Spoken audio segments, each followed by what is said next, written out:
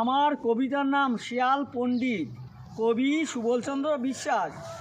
পশুদের রাজা ছিল সিংহ, সিংহকে সরিয়ে দিয়ে শিয়াল দেখাচ্ছে তার পণ্ডিত্য। তীক্ষ্ণ বুদ্ধি আঁটিল শিয়াল, আমি হব পশুদের রাজা।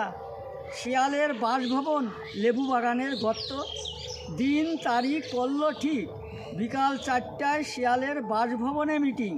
হুক্কা হওয়া ডেকে শিয়াল পশুদের করিল নিমন্ত্রণ।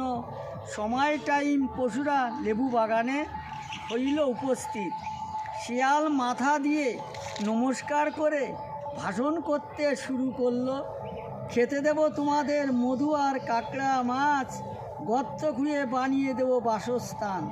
শিয়ালের আছে কিছু চামচা পশু দালাল, ঝিলবিল নদীনালা ধরে আনলো কাঁকড়া মাছ। গর্ত খুঁড়ে গড়ে দিল লেবু বাগানে বাসস্থান। কাঁকড়ার হাড়ি সাজিয়ে রাখলো গর্তের পাড়, সবাই হলো বাকি মধু সংগ্রহ। গর্তের পাড়ে শিয়ালের লেবু গাছে মৌচাক ধরেছে। অন্ধকার রাতে পণ্ডিত শিয়াল হানা দেয় মৌচাকে। লেবু গাছের ছুঁচলো কাটা ফোটে শিয়ালের চোখে আর মুখে। গুনগুন রবে মৌমাছি ধরল শিয়ালকে ঘিরে।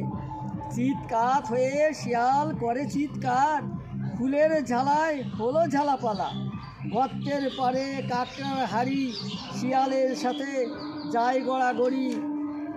সুযোগ পেয়ে কাঁকড়া চলে যায় যে যার জায়গায়।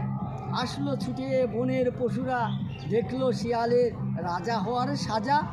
হাসাহাসি করে বলছে তারা, অতি চালাকের গলায় দড়ি। ও শিয়াল ভায়া,